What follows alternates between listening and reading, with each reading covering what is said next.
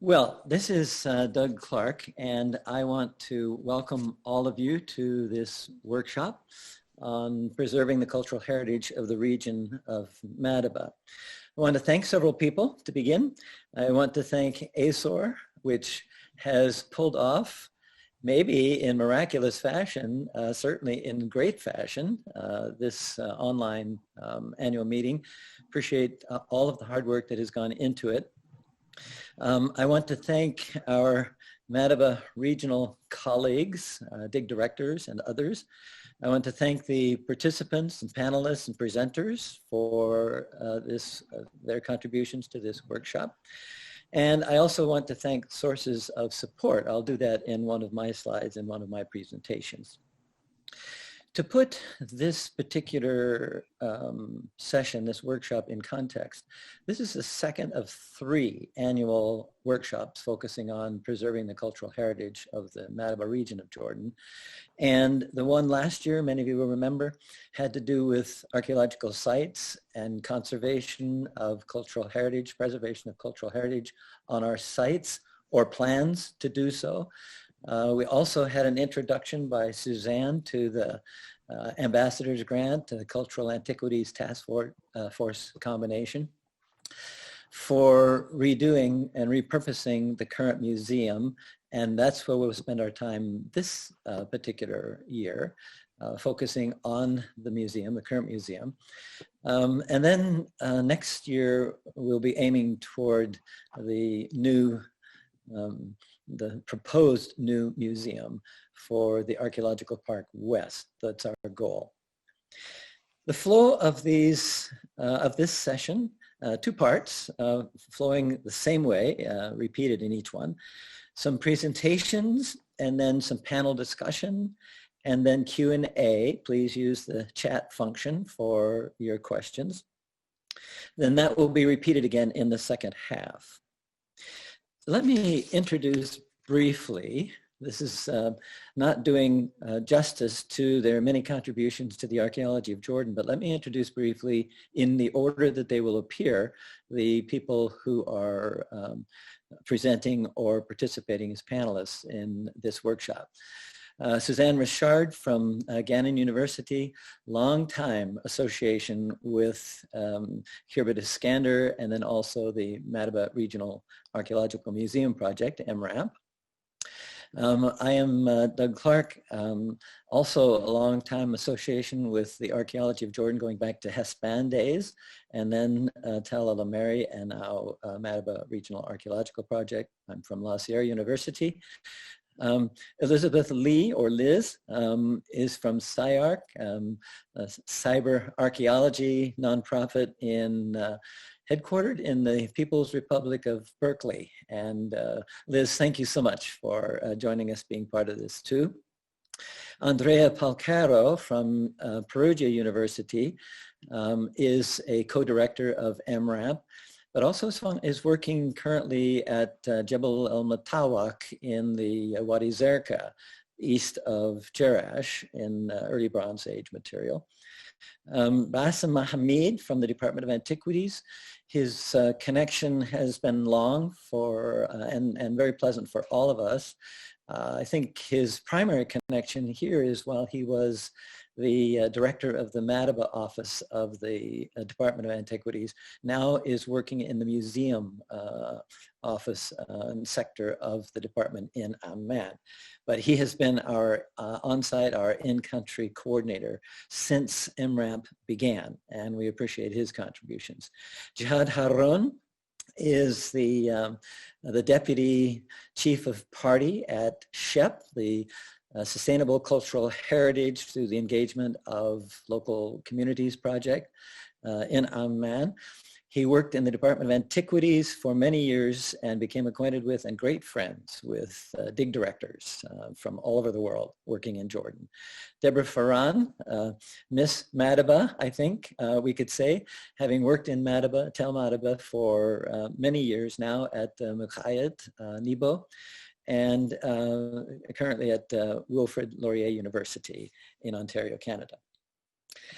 Marta D'Andrea, Sapienza University of Rome, co-director at Kerabit Iskander and also of MRAM, and has recently landed a full-time position at Sapienza.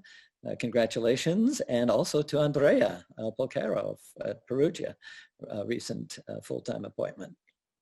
Nizar Aladarba, the chief of party of SHEP, worked many years at MOTA in the Ministry of Tourism and Antiquities, and has a great vision for SHEP and has been a terrific director, leader. Sten LaBianca from Andrews University, also a long-term Jordanian archaeologist, going back maybe with Suzanne and me to the beginning of time, working at Hesban, and from Andrews University has contributed significantly to the, not just to the archaeology of Jordan, but to theoretical frameworks, working through theoretical frameworks for that. As has Bruce Rutledge, University of Liverpool, who has excavated in several places in Jordan, but currently at Deban. So we thank you all for your participation and for being part of this. A couple more notes.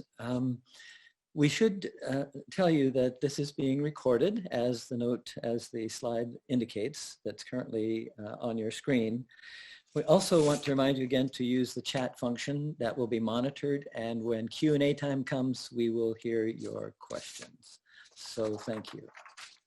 Now I'm going to begin with a presentation. Suzanne and I are working together on an initial presentation on progress and next steps at the current Madaba Museum, based especially on the grant from the Ambassadors Fund and the Cultural Antiquities Task Force of the U.S. Department of State. So I'm going to begin. Suzanne will have hers in a moment. Let me pull this up. Let me see if I can get it to work.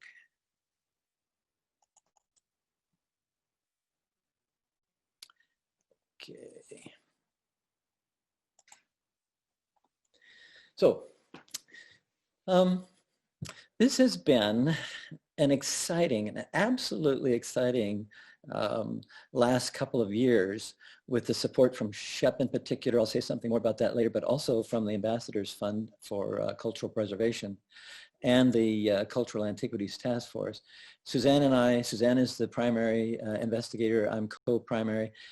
She's worked this through the very fine sponsored research office at Gannon University. Great people to work with, and great people to work with at the embassy in Amman. So, oops, I'll get this to function. So I will talk a bit about the current Madaba Museum repurposing, and then Suzanne will have a separate PowerPoint on our new initiative. So the goal has been, even if initially it was to renovate the current museum, over time, dig directors in the region and others decided that a new museum would be a good idea, which means that we would repurpose the current museum. And that's precisely what we've been aiming to do. If one looks at this footprint of the current museum, you'll notice that the word original is blocked on the left upper side. You'll see that change in the next image, but before we get there, you see the entrance coming into the museum proper, and you'll notice several rooms. We labeled these rooms for the repurposing purposes. Storeroom 1, which is part of the current folklore, well, has been of the Folklore Museum, as has Workspace 4, but those will be repurposed in different ways. And then you'll see where the antiquities have been stored. Those will be, or have been displayed. Those will be Storeroom 2 and Storeroom 3. This is important because this is the goal, is to repurpose this facility for storage and for research. And the research would take place in Workspace 4. So we would have lab facilities there, computers, access to all sorts of resources, including a small library. The one on the right, Storeroom 5, is actually a late discovery by some of us. I didn't know it was there, only went into it a few months ago, but that's where textile materials are stored. And that has now become, we've expanded to include that as part of what we want to accomplish. Now here's how this has changed, partly, well, mostly to an interim one because of conversations with the Department of Antiquities. They would like to maintain, for all kinds of good reasons, some kind of display at this location. Whatever happens in the process of transitioning to a new museum and to a new location, well, to the Archaeological Park West, they would like ongoing displays. And so what used to be a storeroom 1 has become folklore display room 1. And then what used to be a workspace 4 has now become antiquities display 4. So those 2 rooms have been repurposed already. They'll see 2 repurposing.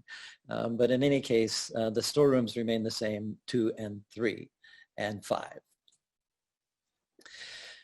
Just to give you an update, I need to let you know that none of us that I know of, well, maybe Nazar and Jihad, otherwise none of us, oh, and Basem, none of us has seen this. We have been directing this project with the very capable leadership of Kusai Al-Shawabka, our site steward, and fortunately, he has construction in his background. So he and his crew of contractors have been working away. I'm only going to scroll through a few slides to show you the kinds of things that have been changing. This all in the former folklore museum. So this space is being remodeled. You'll see there's some construction to add to that niche. There will be, we can all be happy that there will be universal electrical outlets here. And you'll also notice air conditioning. These are Petra, they're locally handled and distributed in Jordan. There will be one of these units in each of the 4 major spaces and then a dehumidifier in the textile storage space. So we're hoping to control climate, at least to some degree. A couple of doorways, the 2 images on the left, the one immediately or on the far left is the first room in the antiquities display area, and that is now covered a doorway that went to view the mosaic floor beyond it. The second picture is from the second room in.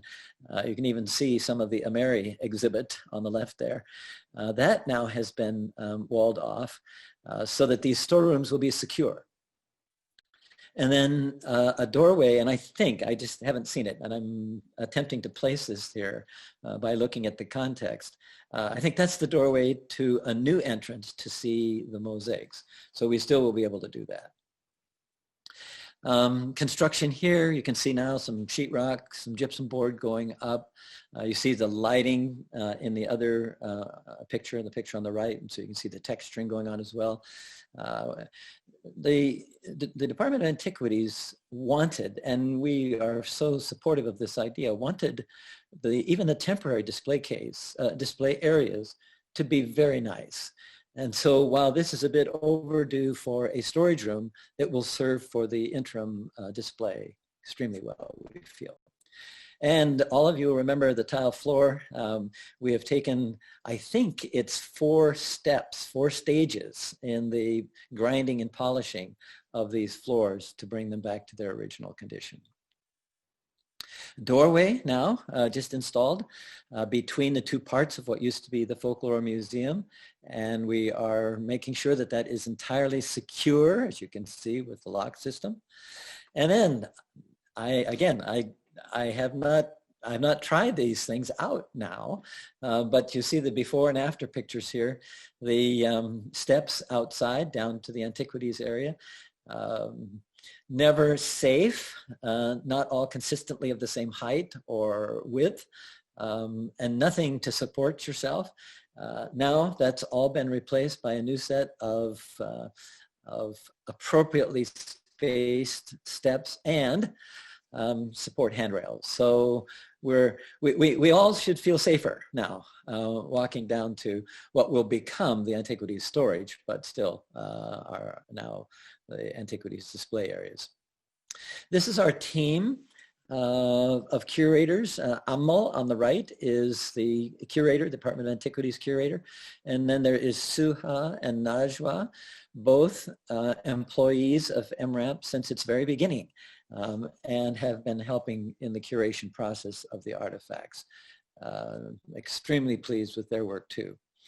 So those of you who've been in the subterranean, almost subterranean storeroom at the Madaba office know what these pictures depict. If you haven't been there, this may be all you need, and this may be all you want to see, because it really is problematic, always has been. It's been cramped.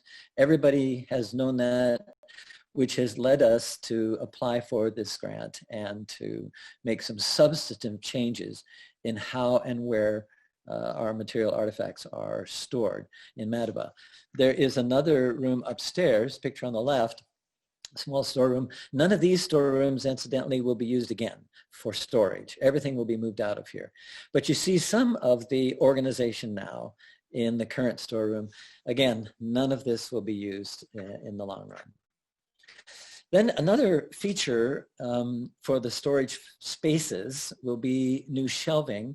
We've learned a lot from Jutta Husser at the Jordan Archaeological Museum, that is the Citadel Museum. And they have purchased these particular kinds of shelves, heavy-duty shelves. We learned from her and have done the same thing. She's also the one in charge of an online database for storing the data in this museum, and has gotten permission, has shown this to the Department of Antiquities, and has gotten permission to share this more widely. Some of us have been working with her over the last several years as she's developed this, and from the beginning have been extremely interested in using that database, expanding it for our potential in Madaba. So, and probably will go to all regional DOA museums. This is what's happened with some of the storage. There are a number of things that we will need to think about. We'll want, of course, to keep stone things in the same place. And then this last couple of slides, where the storeroom 1 is what used to be part of the folklore museum. And you'll notice the size of the shelves and the shelving. We should have plenty of space to give a great and a secure home to the artifacts. That's in one storeroom.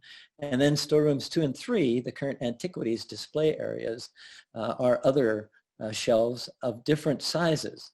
And notice the ones, especially in 3, those are the really heavy-duty ones, attempting to put the stone artifacts, the large stone artifacts, in storeroom 3. In any case, lots of organization to do, lots of work yet to do, but at least we're underway, and we're thinking it's a good thing to be underway. And I will stop sharing at this moment. And Suzanne.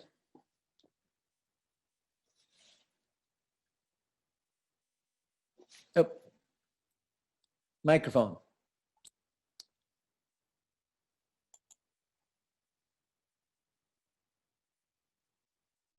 Unmute, right.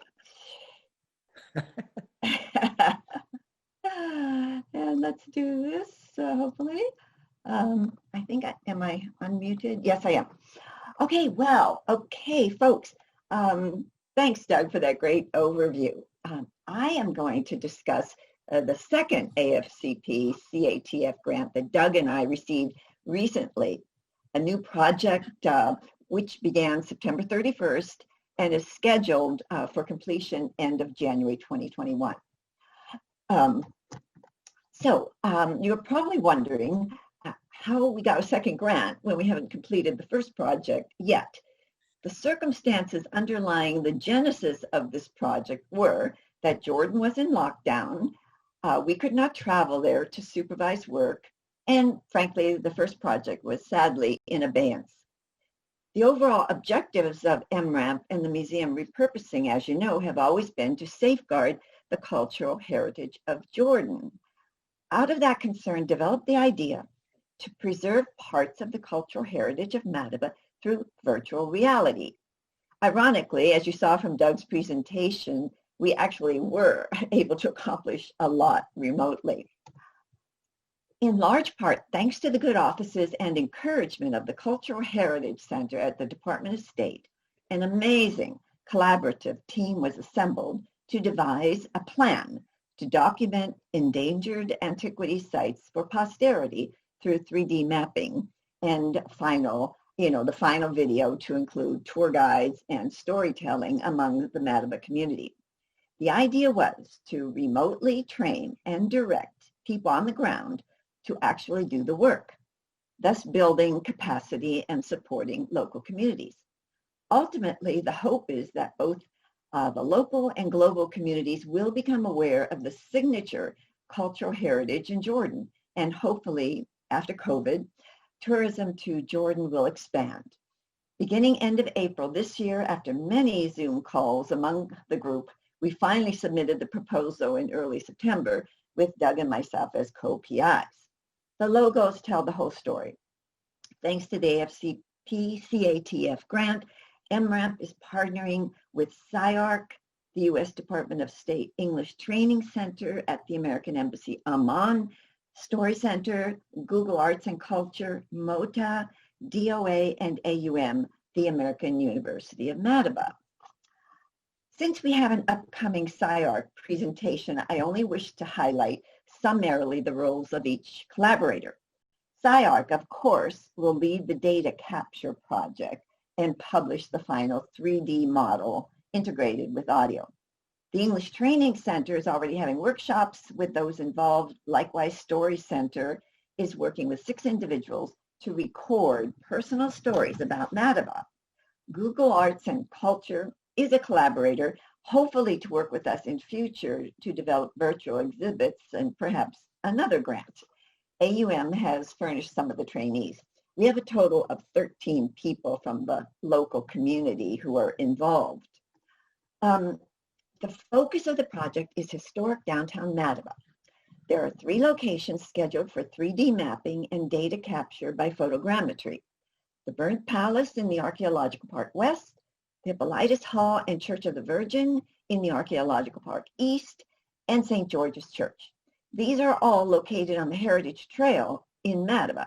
Note that these 3 sites will be contextualized with drone capture of the entire area. I will flash through the next slides just to highlight the major sites that I mentioned, which most of us know very well. In the Archaeological Park 1 or East, both the architecture of the Hippolytus Hall and Virgin Church and the exquisite mosaics will be the focus, and you can see the wonderful Queen of Madaba at the mosaic at the bottom there. In the Archaeological Park 2 or West, work will concentrate on the Burnt Palace and its mosaics, one of which, the 2 welcoming sandals, became the MRAP logo. Finally, St. George's Church, with its most significant mosaic, the earliest map of the region from the 6th century, will be the 3rd capture. All familiar with the Heritage Trail know that it is a tourist paradise with a number of small businesses along the way. Here we see a favorite shop with Yusuf Sawahal. If you are wondering about the process, some workshops of which have already begun, the training in photogrammetry and drone capture of the sites will begin soon. We have 4 people for this aspect of the project.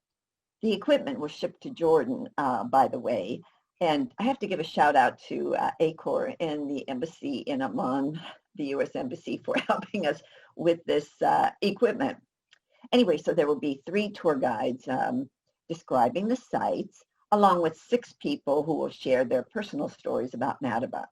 Finally, CyArk will pull all the data together in one grand 3D video, audio, virtual tour, which they will publish.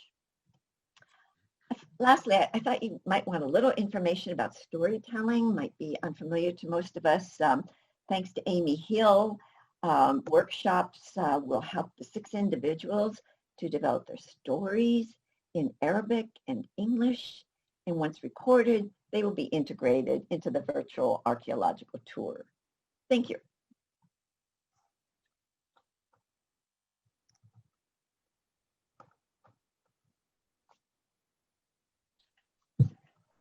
Okay, thank you, Suzanne.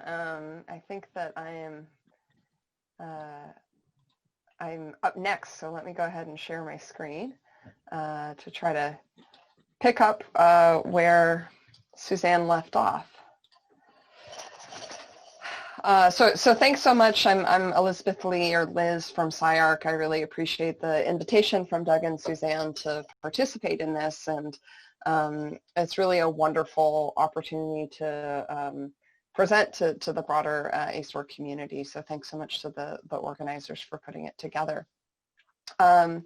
Just a quick agenda, some introductions, which we've done most of already.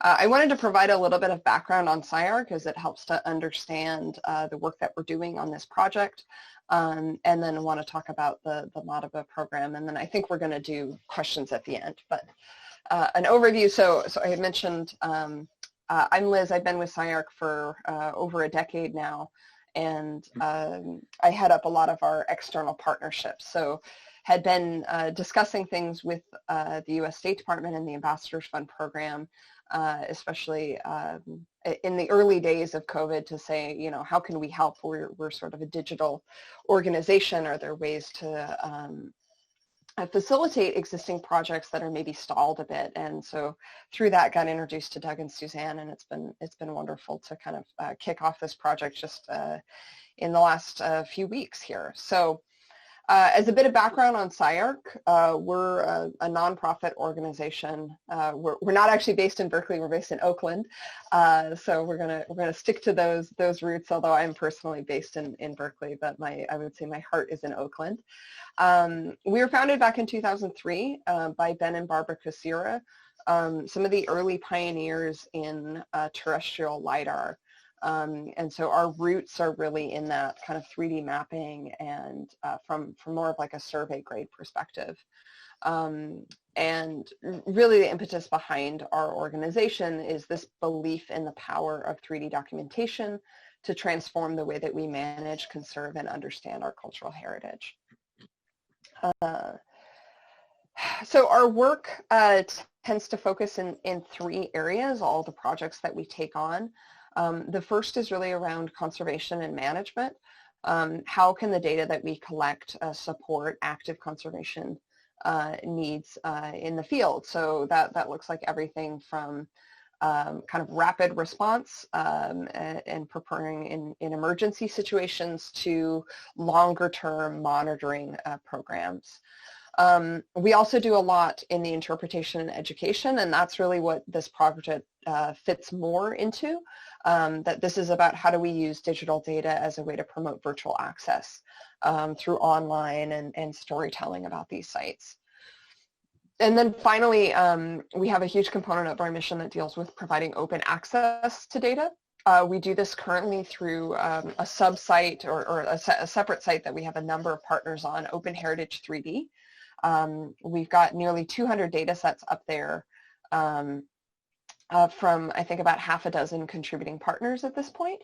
And what Open Heritage 3D does is it provides direct access to a primary source 3D data sets of cultural heritage sites. So we're hoping to actually include the data sets. We've already included some of the data that related to this project on that platform, and the goal would be to include these new data sets that will be captured also on that platform, so that anyone can get access to the raw photogrammetric and LiDAR data for use in non-commercial, for non-commercial uses. So our projects have ranged, we operate globally, and have done over 200 projects since inception. We've got just a map to give you an idea of the range of some of these things. We do a lot within the US, but have done a lot of international projects as well. The methods that we typically use on a project, and I want to start with these, and then we can talk about what we're doing for this particular project, but a standard project for us combines LiDAR or laser scanning with both terrestrial and aerial photogrammetry. And then we also, on most projects, work to collect narrative information too. So we do video and audio interviews with experts on site. So I'm just going to play this short video that kind of shows more about the process. So that's the laser scanner that's from a project in Mexico City. The LiDAR is moved around the site on a tripod. You can see all the individual scan positions, and then that creates a point cloud, all measurable data points of the structure, accurate to a few millimeters. And then we move high resolution cameras around the site as well. You can see all the different camera positions here. And that gives us really accurate color and texture information. We supplement the on-the-ground stuff with images from a drone, and that gives us a really good overall coverage of the landscape. And here in the software, you're seeing all these individual camera positions. We then merge these two different data sets together to create a very high-resolution 3D model. That is also very accurate because of this sensor fusion. And then from that, we can extract kind of traditional architectural drawings. We can do animations, and then we do a lot to bring those 3D models onto the web. So a few examples of how this ends up getting used for us. So these are just a couple of conservation management type applications from other projects. So the first one is comparative analysis is incredibly useful. This is from the site of Bagan in Myanmar. Our team had been on site in 2016, preceding an earthquake. We didn't predict the earthquake, but about 6 months later, the site suffered a major earthquake. And so we went back and were able to do comparative mapping of some of the structures that we had recorded that were damaged. And so the data provides a really useful point-in-time record, and you can see in this image that the top of the stupa had fallen. It had damaged some of the other parts of the building on the way down. And then we have other monuments that were much more damaged as well. We've been doing an ongoing project with the 9/11 Museum and Memorial in New York to map some of the water infiltration on the slurry wall. So this is the original foundation wall of the Twin Towers. And this survived and was actually a big part of the lower Manhattan not becoming flooded, because this wall was actually designed to hold back the Hudson River. But it still does get water through it, and there's water seepage, and they've incorporated it now into the museum. It's their largest artifact within the museum. And so we've been doing a combination with the LiDAR and photogrammetry, but also thermal imaging to be able to help them map this water infiltration. And we've gone back twice now to kind of monitor that over time.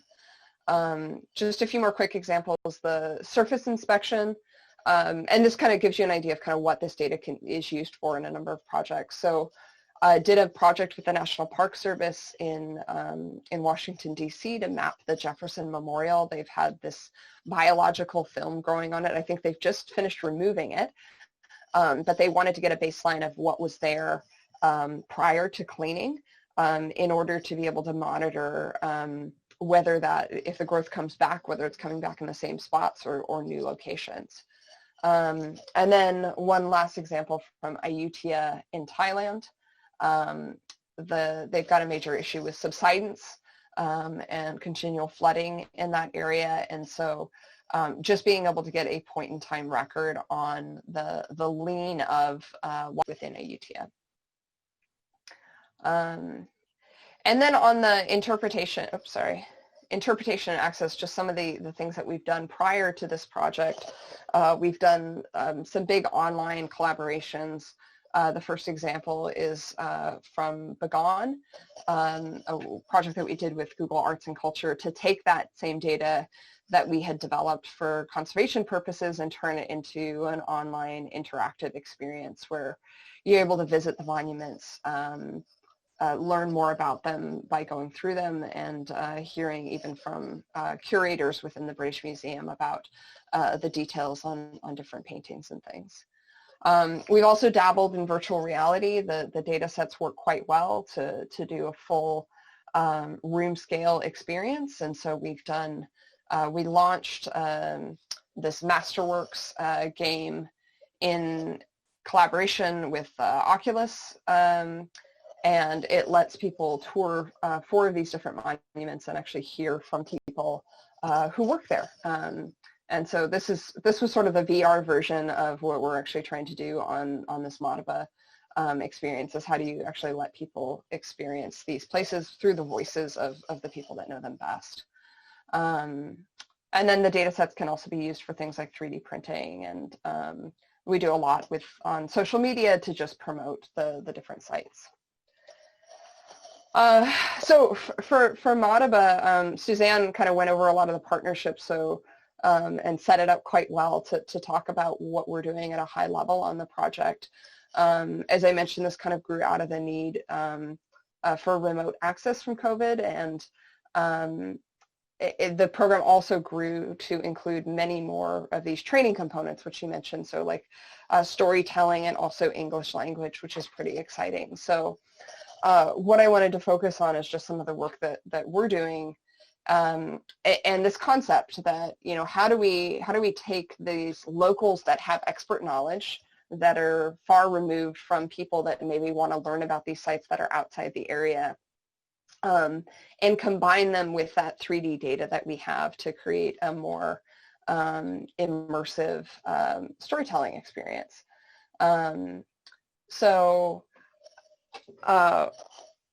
We had done a few examples of these early in the project, so I'll just play the video. And can you hear audio when I play the video?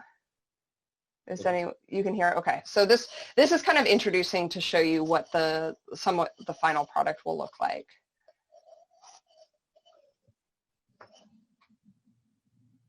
Although I can't hear any audio on this one.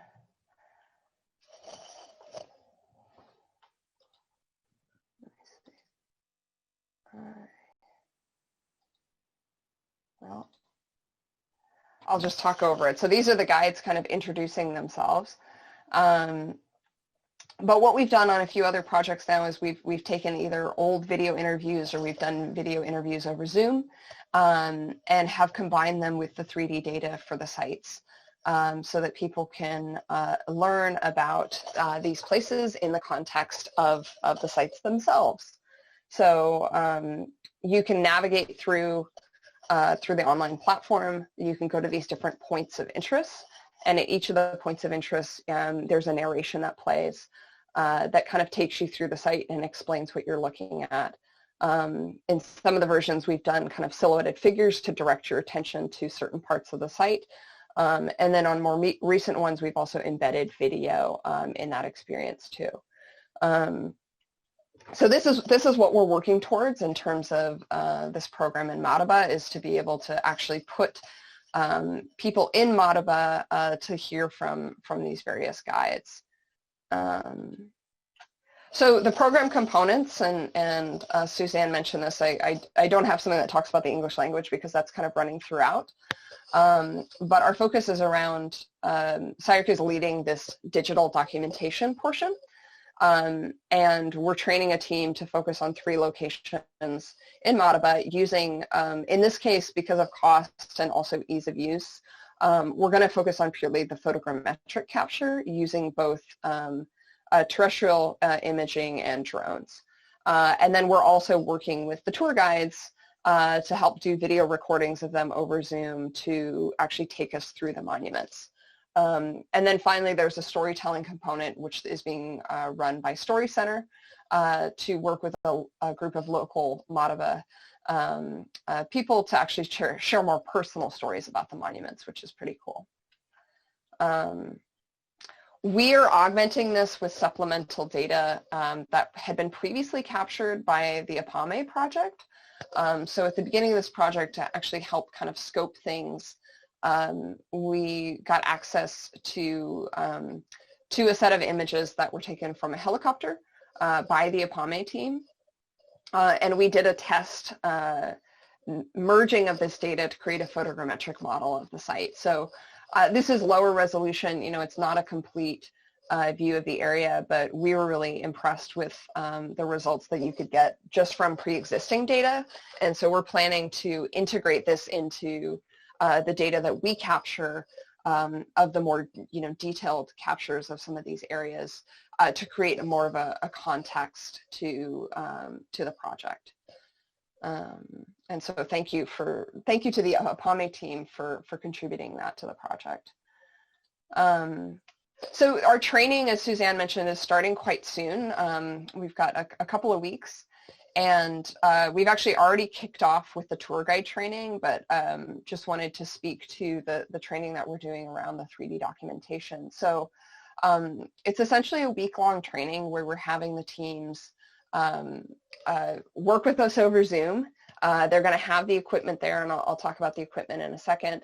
And then they're going to go out and capture and send us the data at the end of the day, so that our team can actually process and review it. And so we're using the time difference to our advantage, hopefully, in that they will be able to transfer the data at the close of their day, the beginning of our day in California. And then hopefully by the time that they're ready to go the next day, we'll actually have some feedback for them and some new tips as they take on these different sites. It's the first time that we've done this sort of synchronous data processing. So there may be some hiccups. We'll see if everything works. But so far the trainings have gone quite well on the tour guide side. As I said, we're kicking off the documentation side in about a week here. What they're going to be using, Suzanne mentioned, we have sent a kit. So we focused on a really pared down kit to make it easy to not only ship the equipment to get it in country, but make it ease of use. So there's a DSLR camera. We go with a wider angle lens.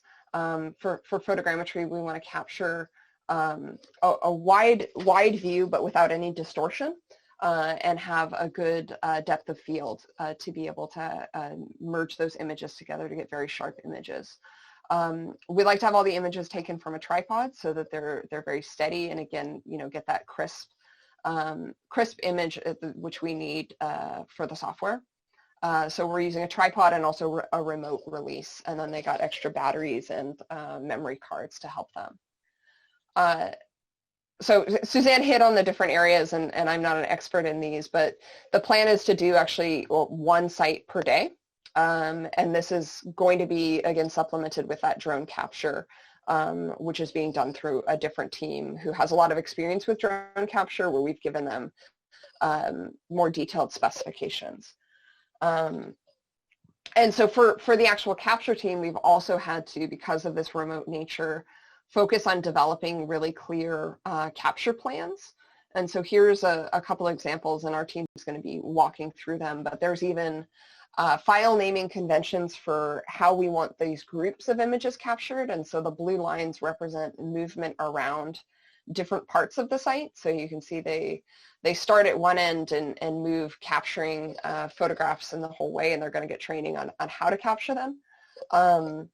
And so we have everything from kind of the zigzag pattern to an arc to, focus on different areas of the same section. And all of these different captures are going to be labeled accordingly so that our team can more easily process these different components. And then Suzanne showed some of these just on the drone. We were also able to use that APAME data set to actually help scope out the project, which was incredibly helpful to provide better guidance for the drone team on what sort of flights we need. There are a number of types of flights that we do. So being able to show very clearly on the map where we want them flying and what we want them capturing. So we're quite excited about the potential of this. We wish we were a couple weeks ahead because I might have some preliminary results to show, but I think it's been a very interesting opportunity to take some of the methods that we do and the trainings that we do on site and turn them into remote exercises in order to reach a wider audience and be able to make this data available and execute on these types of projects at a time when people are not able to travel. Thank you, Liz. Thank you.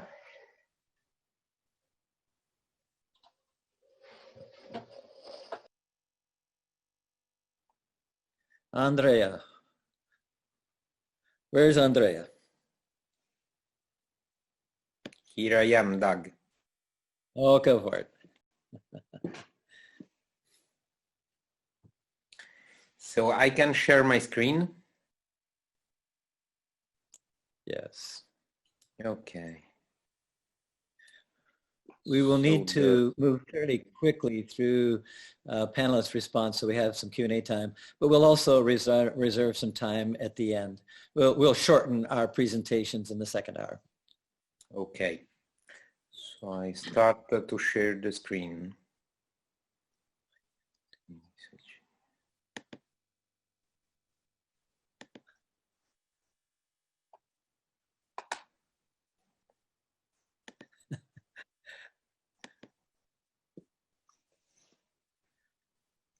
Andrea, are you thinking about the presentation you're going to make? Because I think our next step is for you to chair the panel of respondents.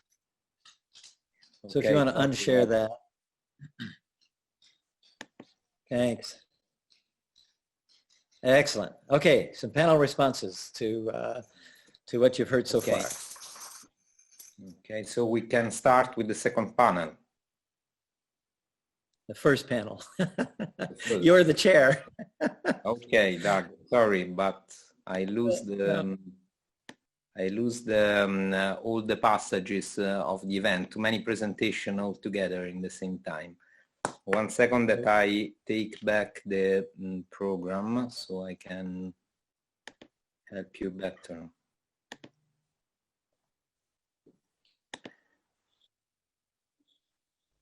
Okay.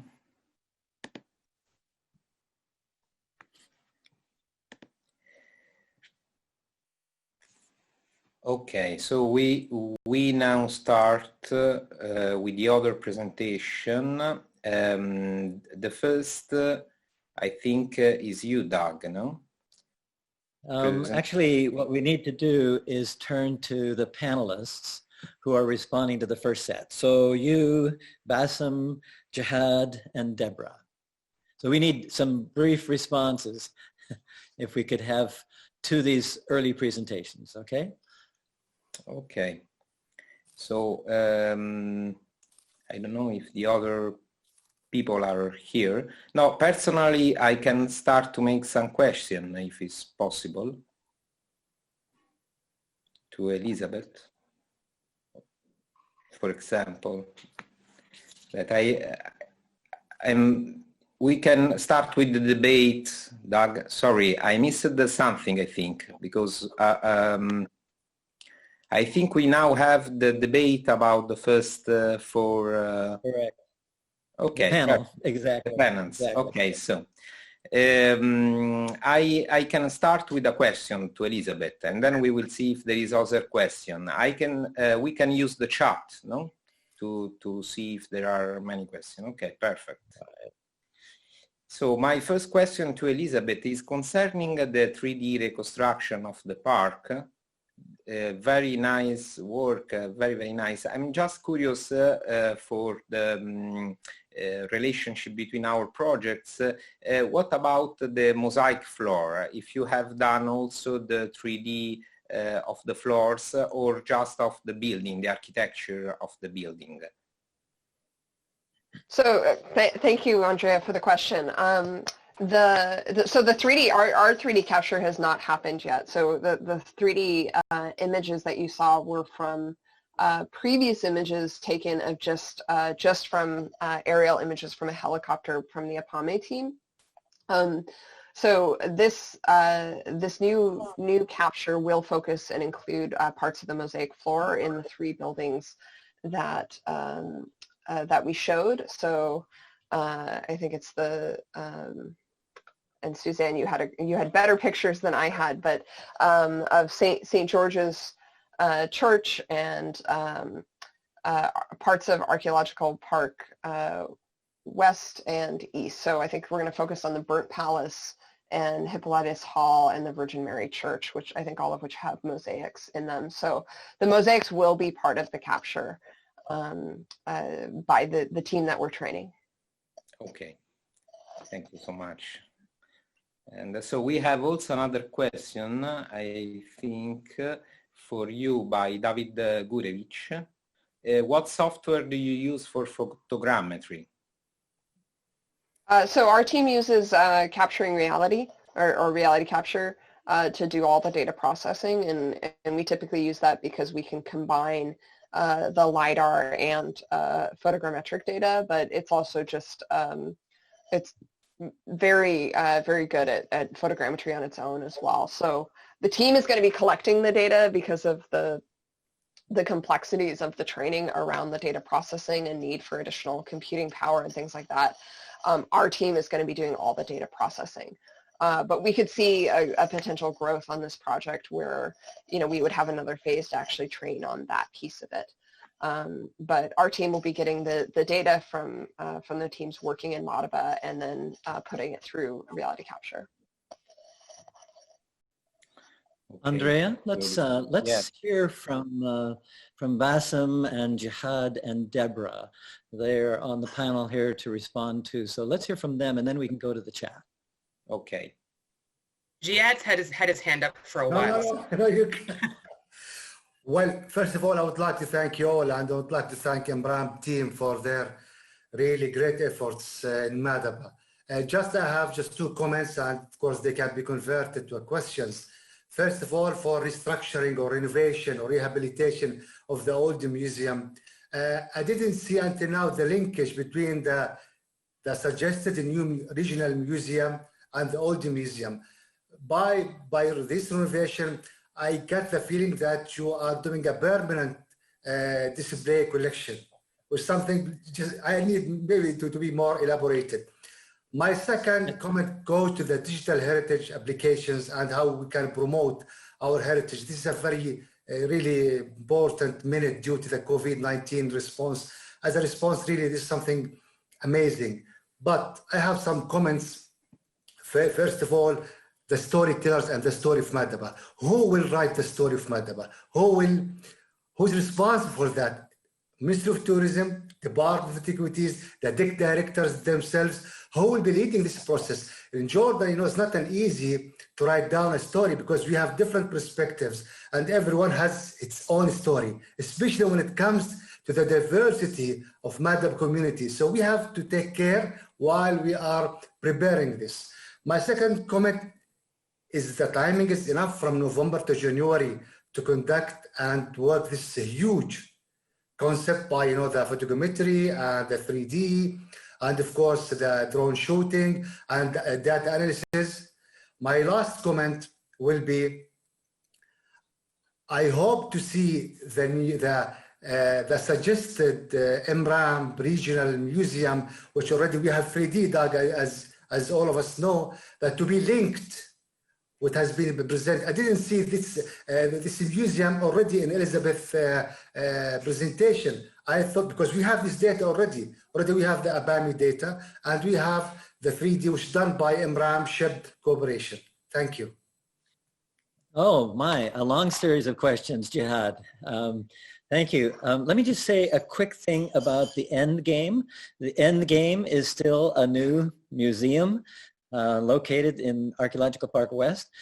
The transition from what we had planned as a storage research facility for the current museum has been adjusted. We've rerouted ourselves just a bit because of the need to have temporary display areas. Those will shift to the new museum. So, and I think the second part of our workshop in the presentation is to see at least some of the linkages.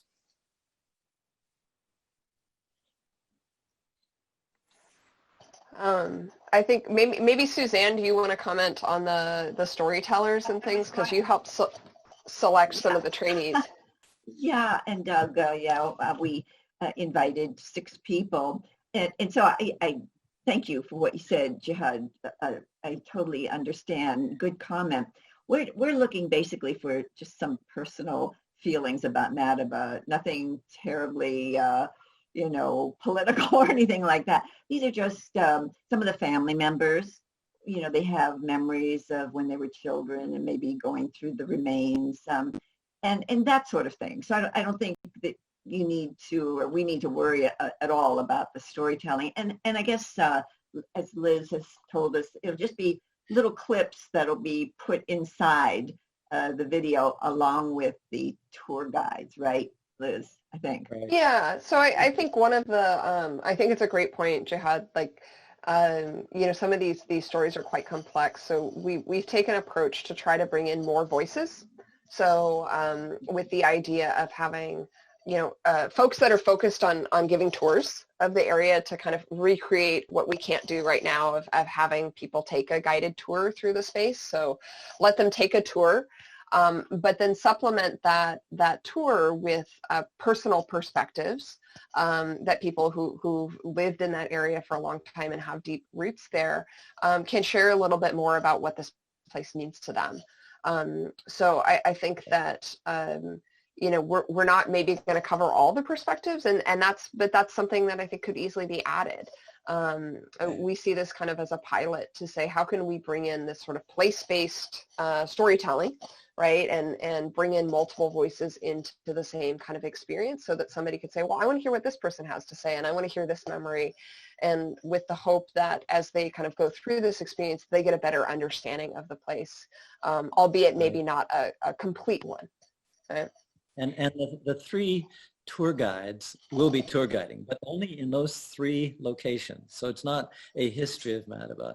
The 6 storytellers are basically sharing what it means to them to grow up in an archaeological city, a modern city that is also archaeological. So those are going to be intriguing add-ons, which I think we're going to add a human dimension.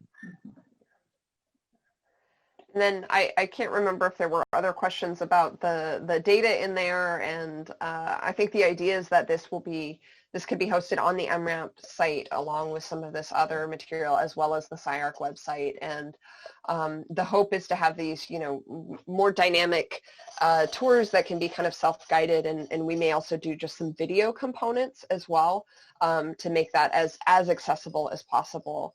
You know, we still see the greatest usage through our website and on social media of just video content. So I think, you know, we'll be able to kind of remix some of the content from the tours into videos that could be more easily shared.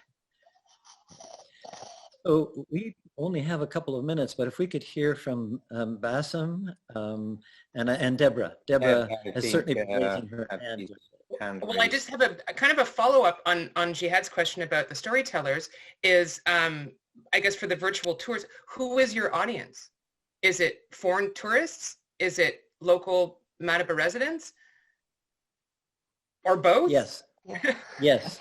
Both. It'll be in Arabic and English too, by the way. Okay, but you recognize then by curating a select group of storytellers, it might not be as accessible for some members of the community in Madaba. That's right. Right. So no, we've had to think about it. Right. Exactly. Is Basem? I see you now. Have a comments, I think. Unmute yourself. Microphone. Yes. Hi there. By the way, this is good opportunity for us to meet all of you together. This is one of the extremely time to see all the dig director, all the people who's working Madaba to collecting with each other. This is I'm very happy to see all of you. And you know, this is one, as I say always, this is one of our dream to have it reality, to have the reality to have Madaba Museum really happened, and we have, most of the people have the feeling to have a good museum at Madaba. For the story of Madaba, I guess this is depend in all of us, which means if I am interested in which period, modern period, heritage period, Byzantine, late Islamic, early Islamic, it depends on all of us. Because of that, we present, the museum present the story of Madaba by the collection. And this is the main goal of the museum. I guess this is the main goal of the museum. Because of that, we looking for a good museum at Madaba to telling the story of Madaba by the pieces, by the object inside the museum. And also by the place we choose it to have a museum in it, the Ben Palace. And this is one of the main goal of the museum, I guess. I don't know if I understand the question. Yeah. No, it's good. So Andrea, do you have a final comment? We need to shift to the second half. No, I think there are some more comments in the chat. About we can come back to those. Okay. We can come back to them. So we go further, I think. Right. So are we ready to go into the second half? So if so, I'm going to share my screen.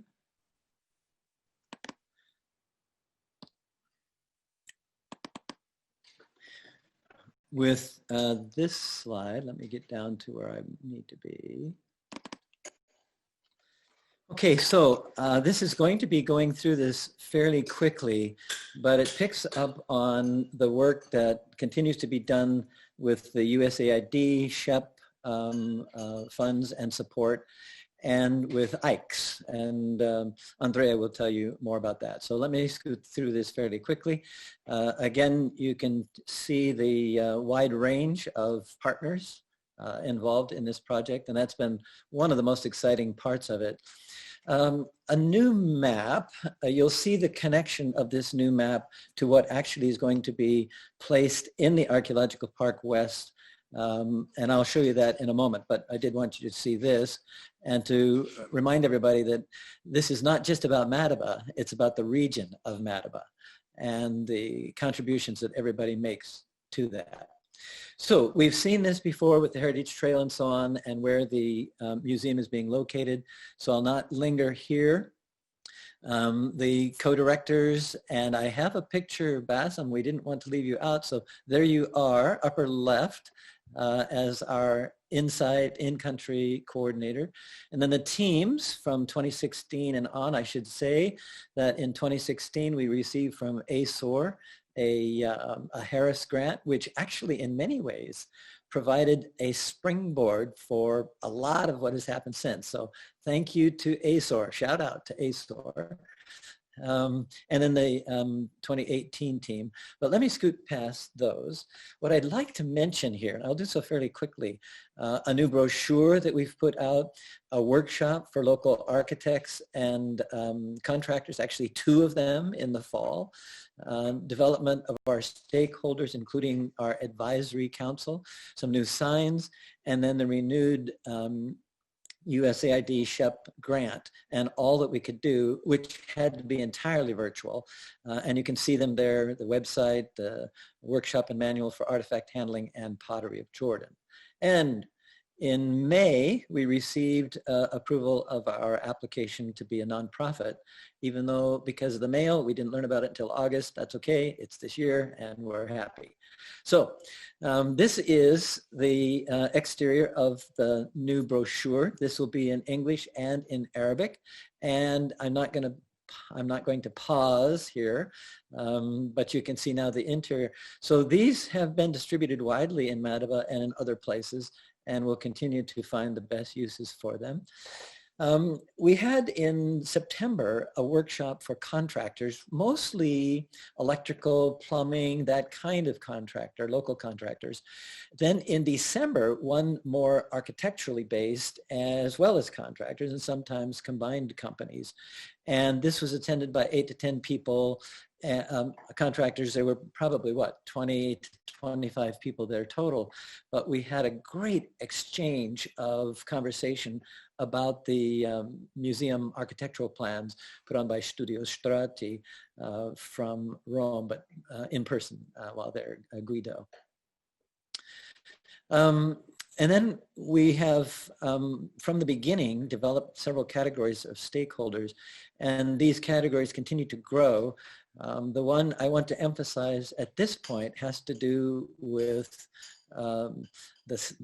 particularly the Advisory Council.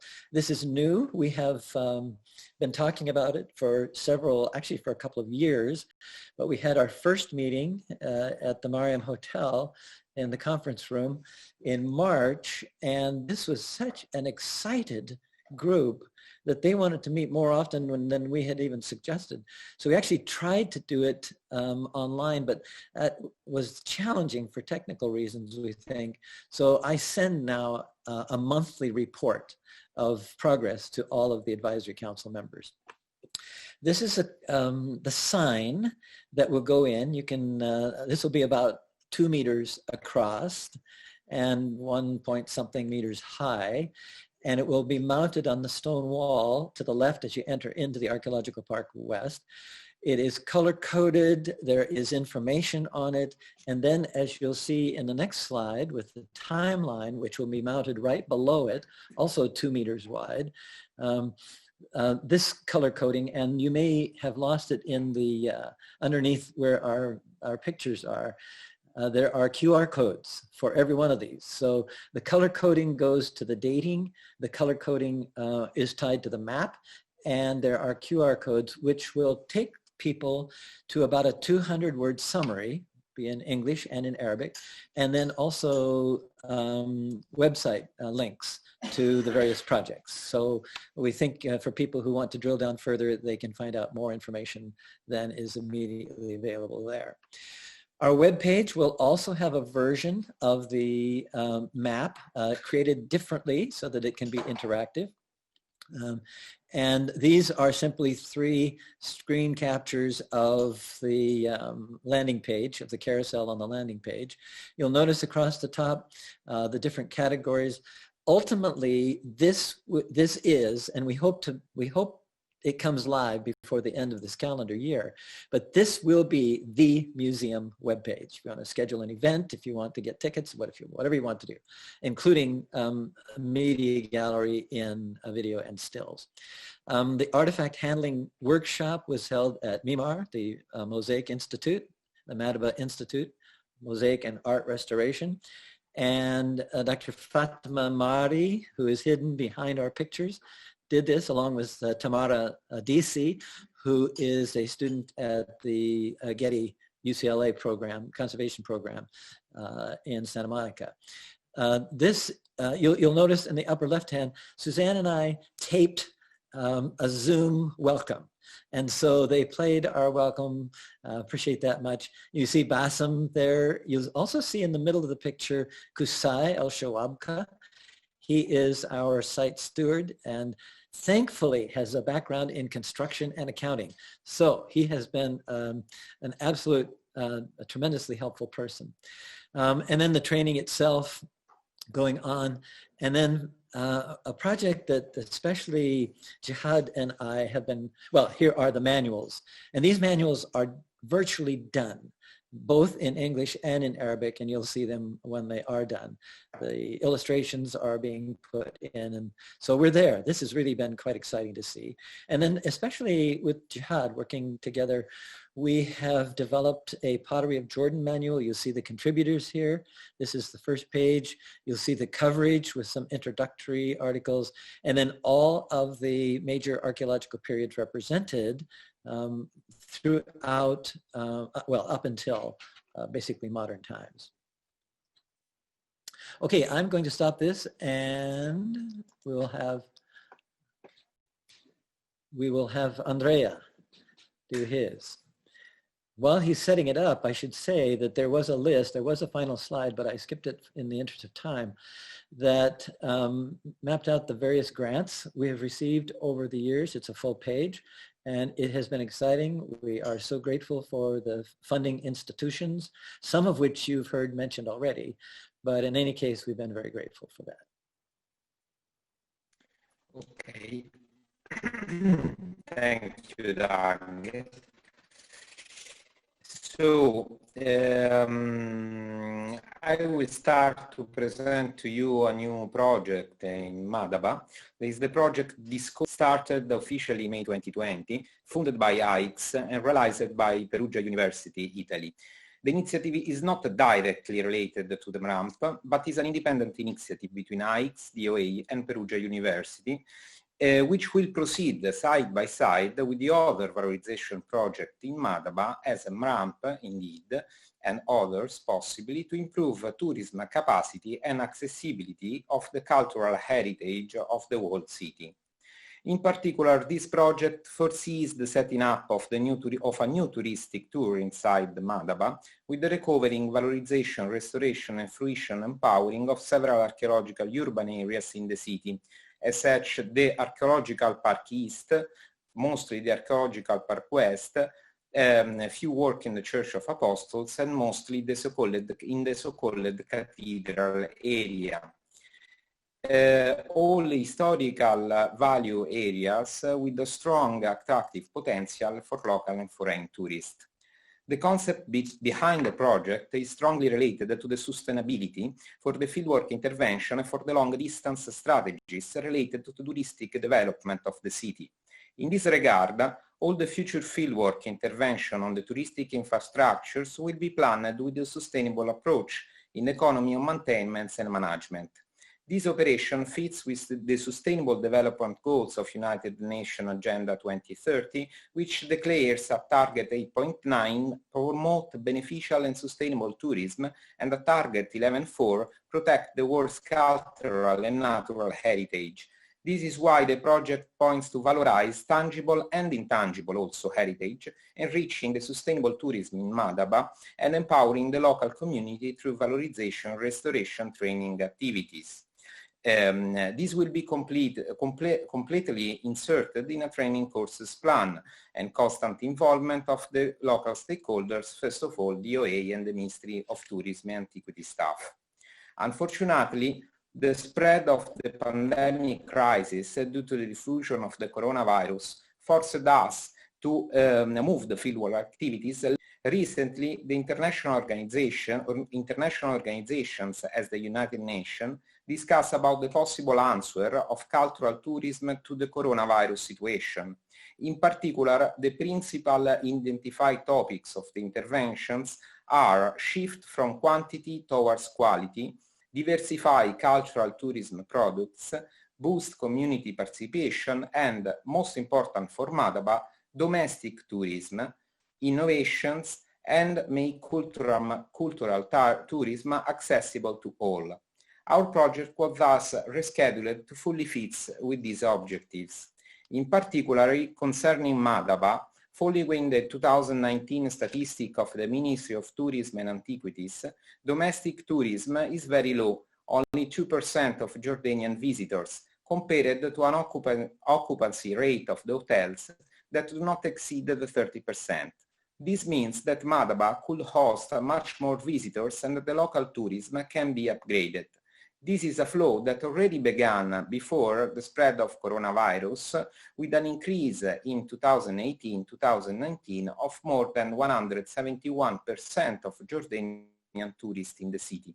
However, looking at the numbers, this increase of visitors in Madaba seems to go hand by hand with a decrease in visitors in the visitor center, in the museum, and the archaeological parts of the city. This means that it's necessary to improve the tourism infrastructures, the offer of point of interests inside Madaba, and the visitor experiences, also through the use of new technology and new approaches to the cultural heritage.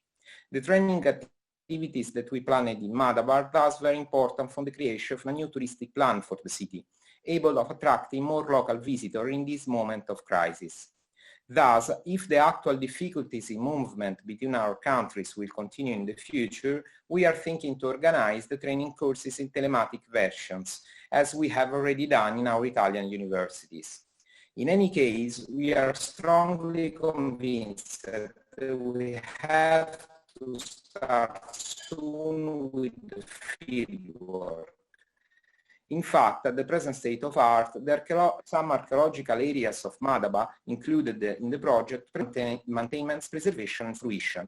This provokes, also before the coronavirus crisis, a low touristic flow in these wonderful archaeological parks. The cathedral area is the most indicative place to show the potential of recovering and valorizing an archaeological area inside the city of Madaba, which is today suffering for the quoted critical issues. The area of about 300 square meters is located in a southern area of the city center, not far from the Archaeological Museum.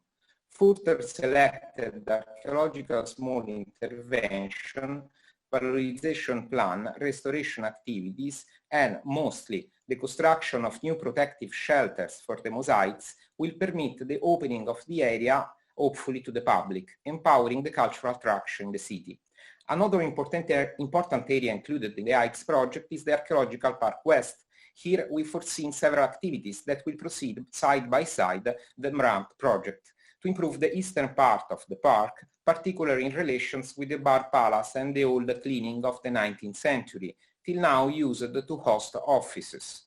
The first activity is the setup of the plan for intervention of restoration, the mosaics of the Bar Palace, with particular attention to the critical situation of some mosaic floors. Part of these activities involve the replacement, or as the UA would think it could be more appropriate for the area, an improvement of the cement covering, actually protecting only partially the mosaics of the Bar Palace. Another minor intervention in the park, including our project, that can improve in the future the visitor experience is the creation of a new visitor center inside the Archaeological Park West.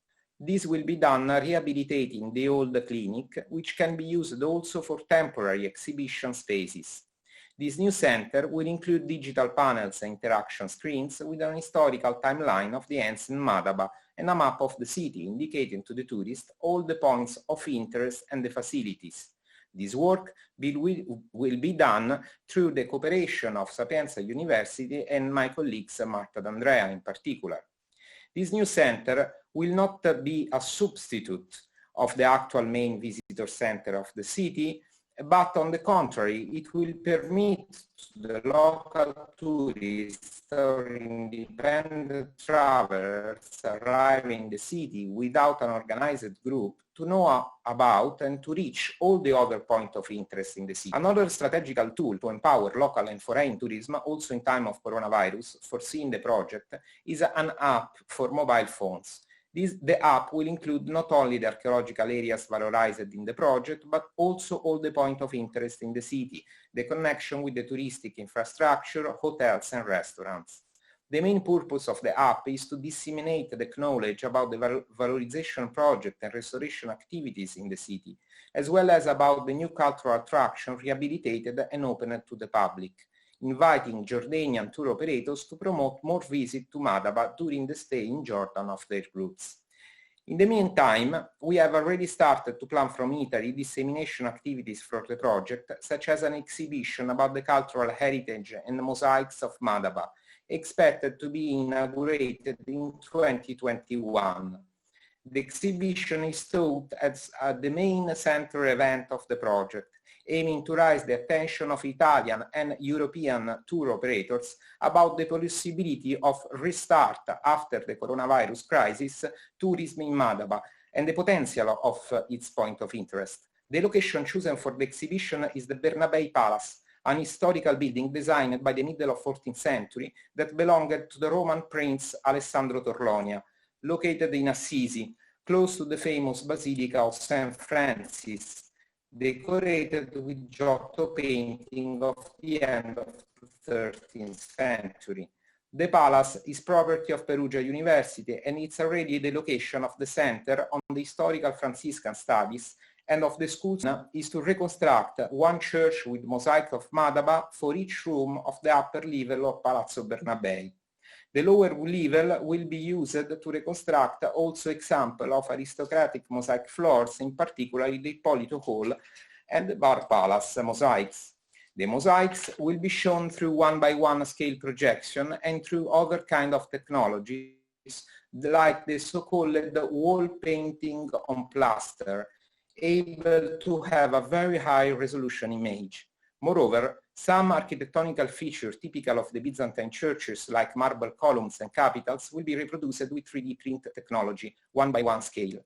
Photogrammetry image of the mosaics and the object to be reproduced in the exhibition will be taken accurately on the field with support of local colleagues. The purpose is to create an immersive perception of the ancient location so that the visitor could perceive himself entering an ancient church of Madaba. We will involve also Jordanian colleagues and students of the university to participate in the setup, if possible in presence or eventually online.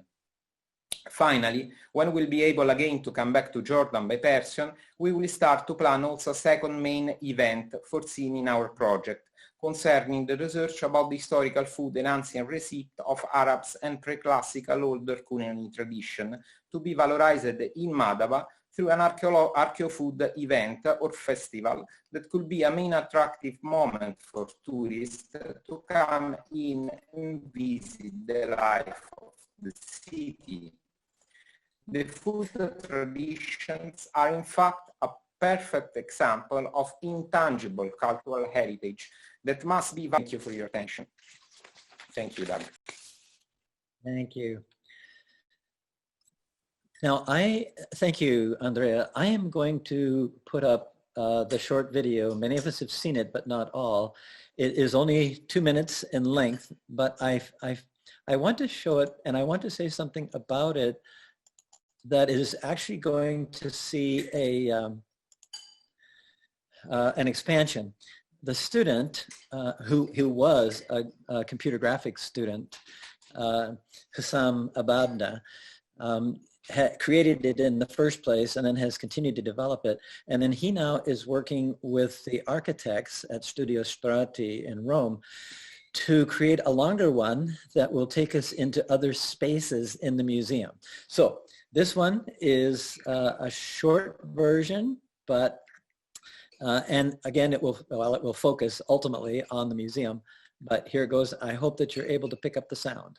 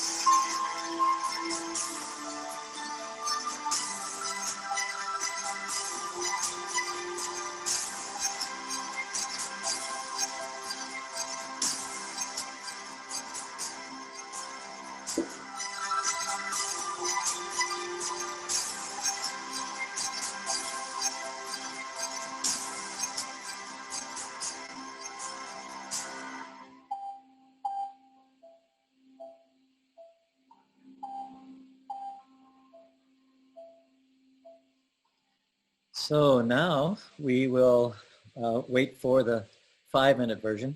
These will be available on the MRAMP website, so we'll be able to see them at any time. And again, we hope they will provide an appeal for local Jordanians as well as for others. And it's not just that COVID has prevented us from doing things on the ground. The facts are that most people who would like to go to Jordan can't go anyway. So by providing the virtual tours and so on, we hope to provide a service for them. Okay, Marta, you have a panel and you have some Q&A. I can watch the chat room if you'd like, but if you want to go ahead with the panel. Thank you, Doug, and thank you, Andrea, for your presentations. And indeed, we have lots going on in the chat, but before we open for the Q&A session, I would like to invite our three panelists for this second part of the session, Nizara Darby, Oysten LaBianca, and Bruce Routledge, to comment on the two papers we have just watched and listened to. So starting from Nizar, if you have some comments that you would like to share with Doug and Andrea and with all us. Thank you, Marta. Thank you, everyone. I hope you can hear me well, because it seems I had some problems with the connection.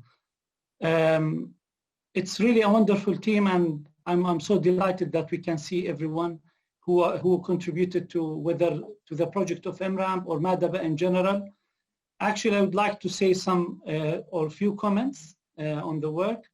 First, I would start with that we are so proud of this partnership of the MRAMP consortium and to the great work that you have accomplished so far, and that we at SHIP, at ACOR, we are so proud of your work.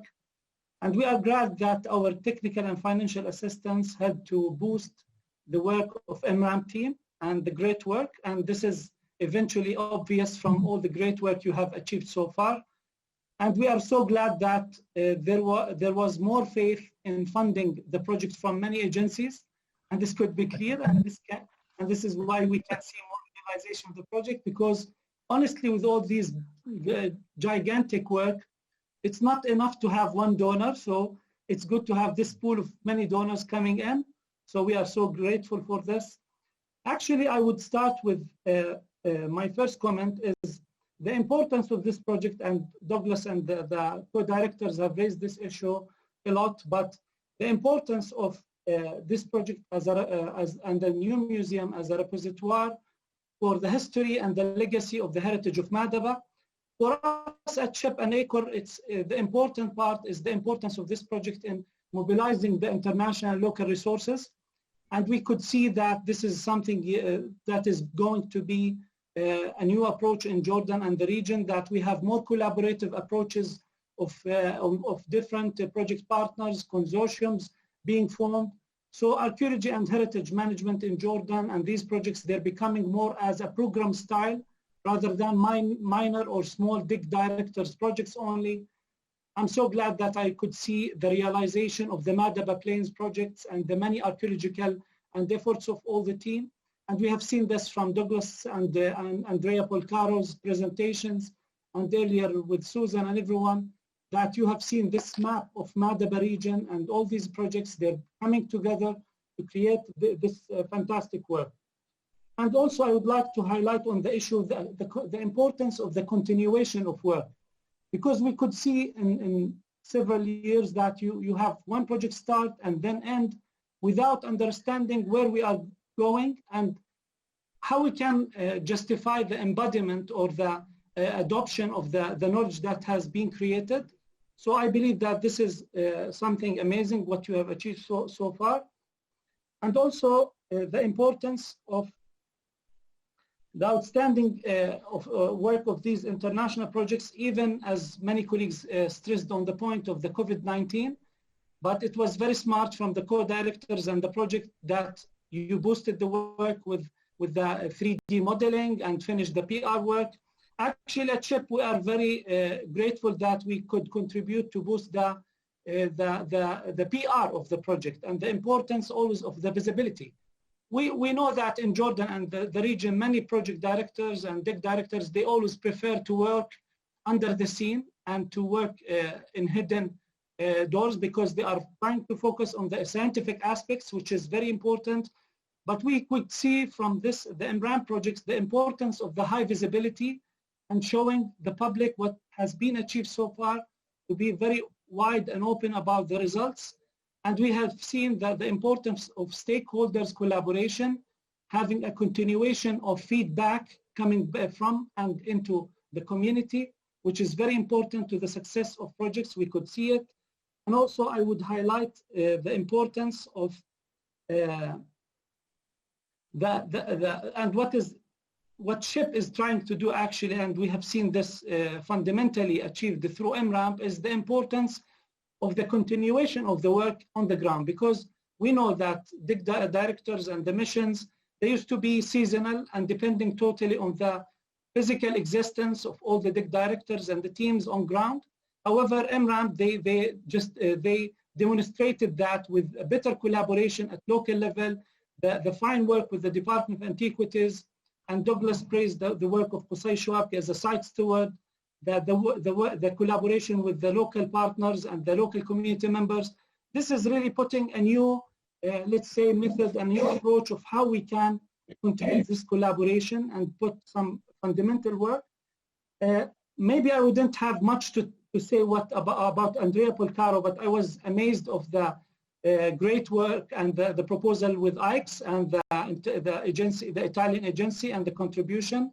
I'm always proud to see projects do valorization of the cultural tourism aspects and how we can combine the work of tourism development versus heritage development, which is key in Jordan. I always say that we have always two words of heritage professionals and then tourism experts, but now we can see more of this collaboration.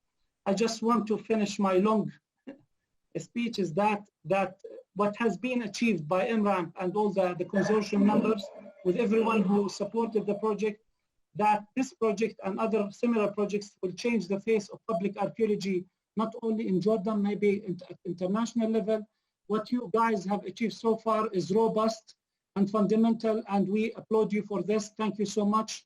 Thank you for this presentation and for giving us the opportunity to say a few words. Thank you, everyone. Afwan. Thank you. Indeed. Thank you so much, Nizar. Doug, I don't know if you or Andrea want to respond on this very nice words of appreciation and thought-provoking comments, or we should leave the floor to Oysten for his comments on the papers. Let's go on with the panelists. Thank you, though, Nizar. Thank you immensely. Yes, I want to just say I'm just really inspired by what I've heard. And I want to commend the collaboration that you have shared with us. I think you've achieved a great deal, and it's through synergism of many different partners working together. In the few minutes I have, I would like to focus on storytelling. And I think this is going to be very important as you develop the project.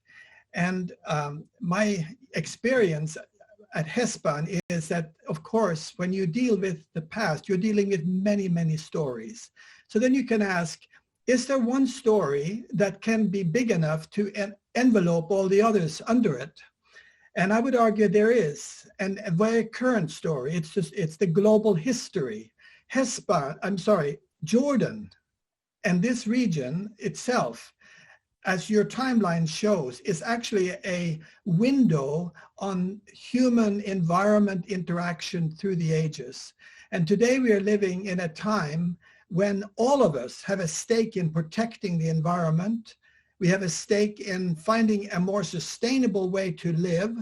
And there's a great deal we can learn by highlighting the past as a way to live more sustainably. Take, for example, with water and water collection.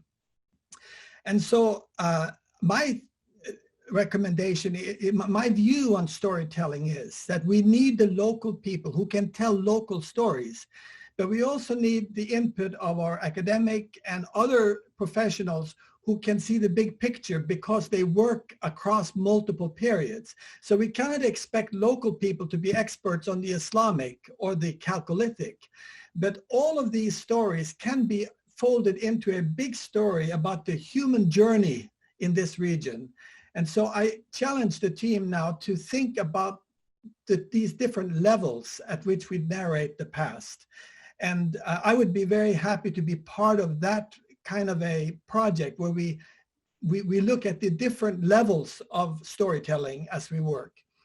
The other thing that I just would like to highlight or mention, and I really like what I saw, Elizabeth from CyArk and what you're doing, and also Andrea, what you're doing with the 3D representation.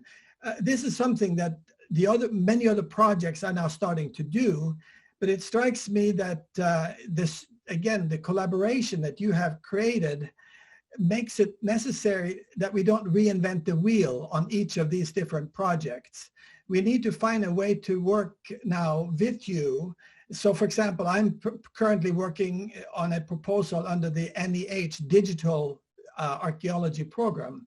But as I've seen these presentations, I realized I need to revise that proposal and really bring in partnership with you guys, because why should we reinvent the wheel? It's precisely because you are coordinating many different players, stakeholders, that you have been able to make this progress.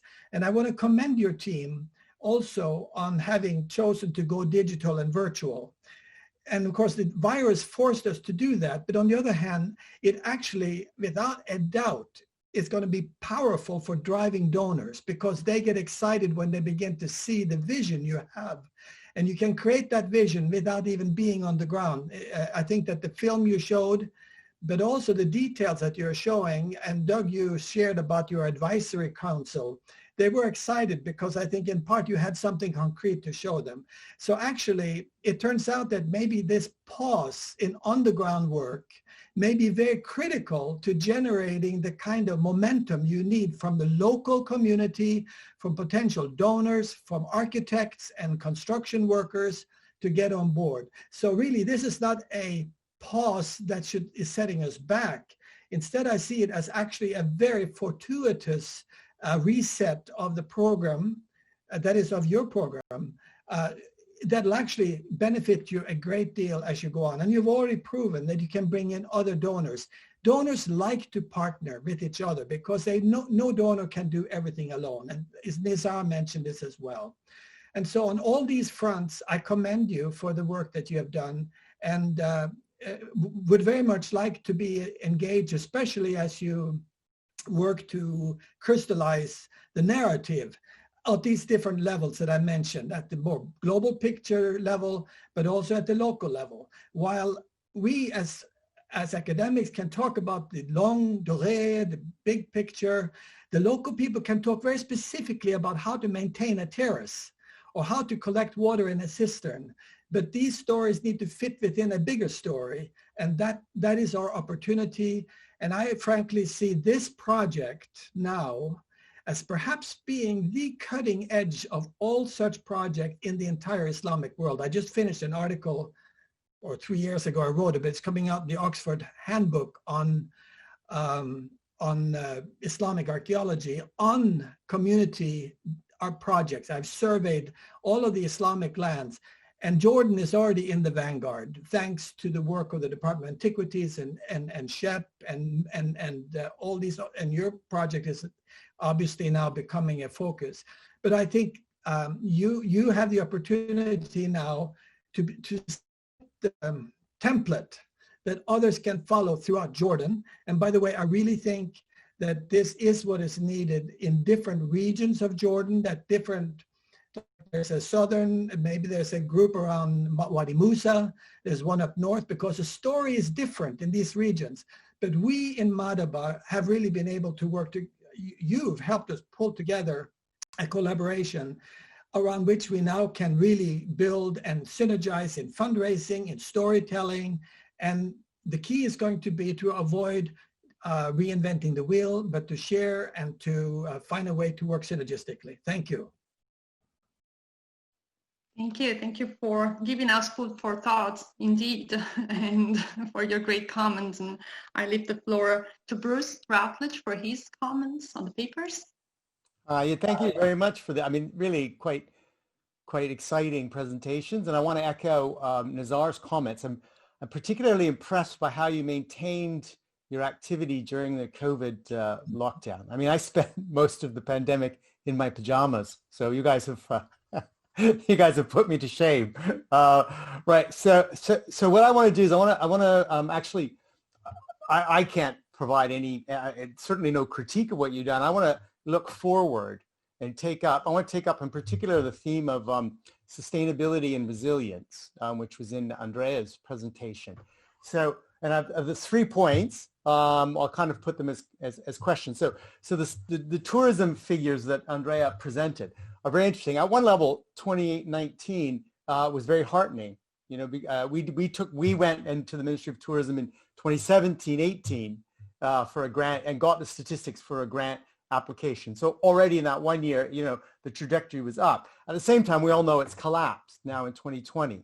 And also, those figures are not yet back to the peak of 2010, pre-Syrian civil war, right? So this volatility of foreign tourism is a real problematic part of plans, you know, built around it. So Andrea touched on the idea of also Jordanian engagement and tourism, but also it's more broadly use of these facilities and ownership of them and engagement with them. So that's the first question is, what can we do? What's being done to find out about what Jordanians want to do? What's a quote unquote heritage experience that they're interested in? What are ways in which there might be alternative uses? There might be certainly alternative narratives and also different conceptions of who the focal groups might be. All of that. And what's good now, there's a number of Jordanian NGOs, for example, doing interesting work on the ground, and that's an interesting thing for partnership. So that's the one point, is how do we look forward in such a way that we engage the Jordanian audience better, or the Jordanians engage the Jordanian audience better. We just do what we can to help.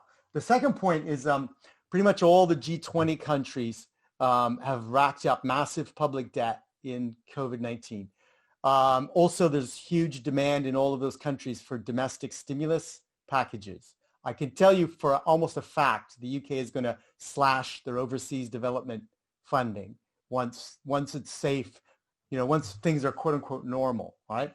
So what can we do about income generation so that we're less grant dependent? Or we don't, you know, Nizar also, I think it was Nizar or Jihad mentioned projects that have started and finished, right? And so what can we do about income generation to have more long-term stability so that the grants are coming in for the big front end stuff, but we have a way of maintaining and continuing this momentum? That's a question to think about for the future. And then the third one was, you know, some of the work you guys are doing, quite understandably and reasonably, is actually repairing some of the USAID infrastructure from old projects. So that raises the question of how we build in sustainability into what we do now, and particularly what can we do about low cost and low maintenance, prioritizing low cost, low maintenance solutions so that we don't build in a problem for the Ministry of Tourism in 10 years or 5 years down the road when this stuff needs to be renewed, right? So those are my 3 points, and they're like, I don't know answers. I don't have answers to any of them, so they're unfair, totally unfair. But those are 3 points I thought we could talk about. Yeah, thank you so very much. We got, incredibly interesting and thought-provoking comments from all of our panelists. So Doug, we have almost 12 minutes left. So I don't know if you or Andrea want to respond to any of the comments, or if we want to move to what's going on in the chat. We have one question for Andrea and lots going on from before. And there is interest from the participants in the workshop to get answers from our speakers. Okay, yes, no, I want to answer, if I can, briefly to Bruce, to his questions, because of course we want to improve effectively local tourism now in this COVID situation, because we cannot know when foreign tourism can come back.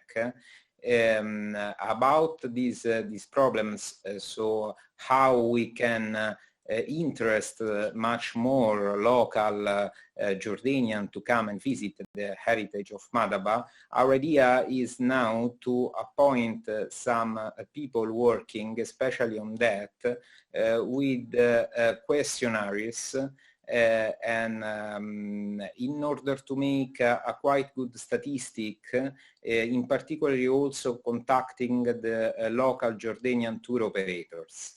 I hope that we can start this work for 3 or 4 months in the next spring, in order to have then some new ideas to put in the project for the summer and autumn, when possibly we will come back and start also the field work on the site. Concerning the sustainability question, of course, for example, for the covering that we are planning to do for some of the areas that I mentioned before, we plan to make it in a very low price. Our architects now are thinking what kind of material we can use in order to make some covering that, if the DOA want, can manage and restore very easy without go away to find very expensive materials. So this is for sure in our mind, at least when we are going to build something on the site, in particularly inside the archaeological park. This is a kind of activity that we always do also in Italian archaeological parks if we can. Of course, if you build something that is too much expensive, it's very difficult then for the local stakeholders that manage the park rebuild if there is any problems or problems of maintenance. So we take a lot of care about this problem, this particular problem. And we hope that I can be able in the next month, when the project will start also with architectural planning, to tell you this economical solution that we hopefully will find. And so this is, I think, is the main question of Bruce. I don't know if I answered to all your points. But... Thank you. Yeah, no, exactly. I mean, many of these things can only know for sure when you're actually implementing them, but yeah, that's definitely okay. Kinds of things we need to be thinking about. Okay. So let's go to the chat box, Marta. So we have one question for Andrea from David Gurovich, who asks, you mentioned that average visit length is 1.37. Is it 1.37 hours or days?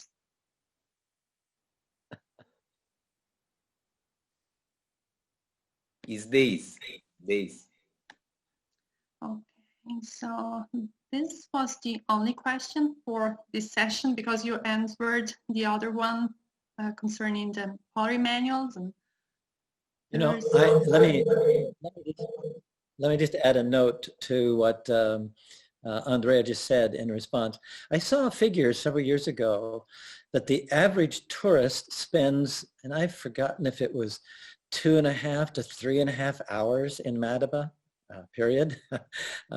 This is back, I mean, hotels, of course, are, there are more hotel rooms now. But I guess I'm surprised about the 1.37 days, because that means there must be somebody offsetting the averages, because most people are there for a very short time.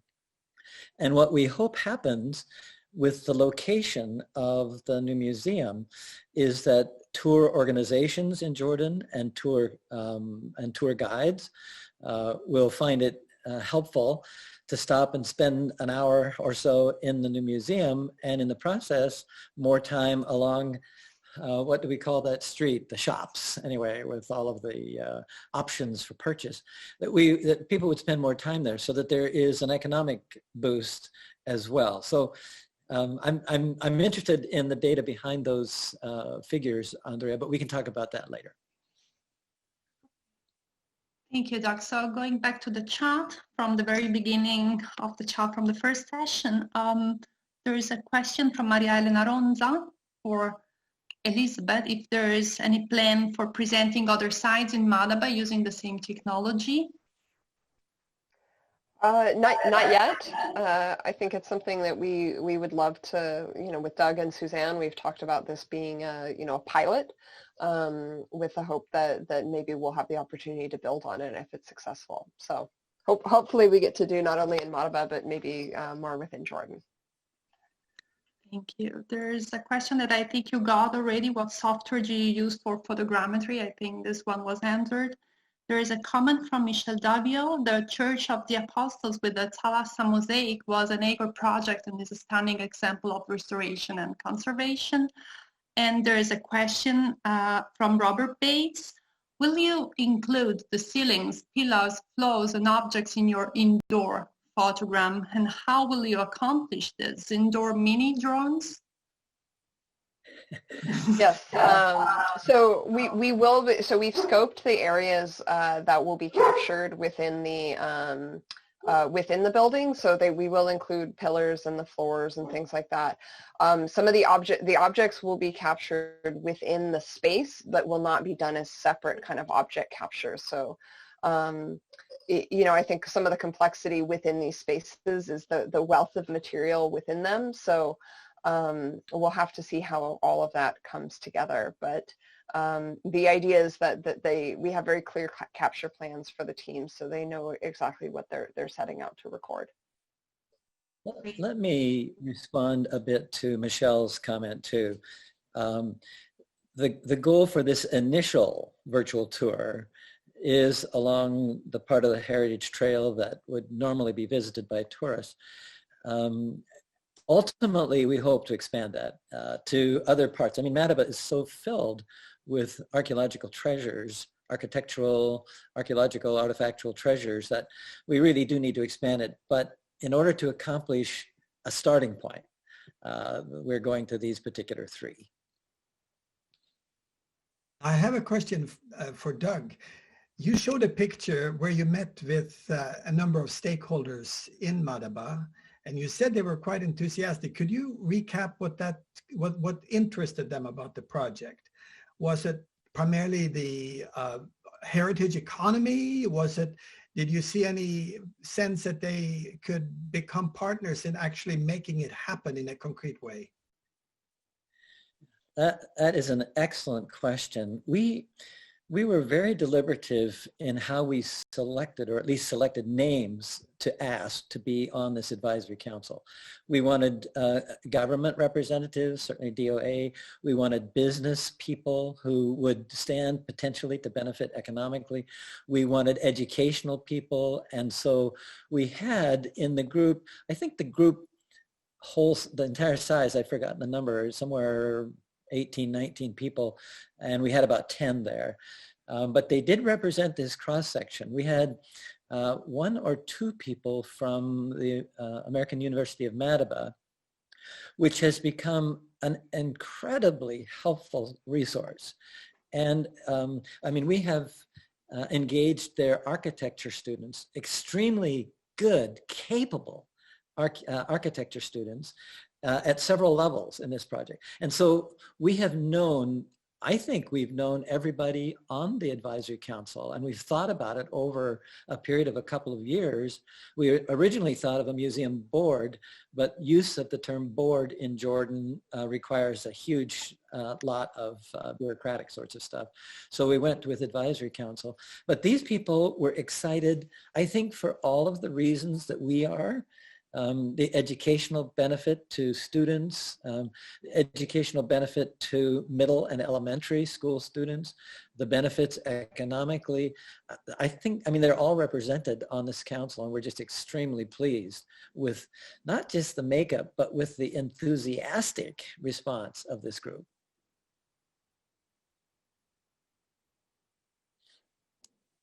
Thank you, Doug. So if you want me to go ahead with a thread in the chat, there's a comment from Timothy Harrison. It would be great if all of this new digital data could be linked to the original GIS that we created in CyArk Info for all of Madaba. Of course. Yeah, I think that can be done. So with the drone data, we will capture, there will be GPS information. It will not be, you know, at the level of if we had a total station and we're tying into existing control, but we'll have a relative positioning, and as a minimum, we should be able to do some sort of extraction of a large kind of geotiff that could be brought into the GIS system. So I think that's, Doug, we should just make sure that we do that as part of this project. Yeah, absolutely. And another question for Elizabeth from Robert Bates. Can CyArk be connected to some time of augmented reality as well? So we have done some work in augmented reality. We actually, through our partnership with Google Arts and Culture, earlier this year, we actually launched a number of the data sets that we have that we've published on public platforms of the 3D models.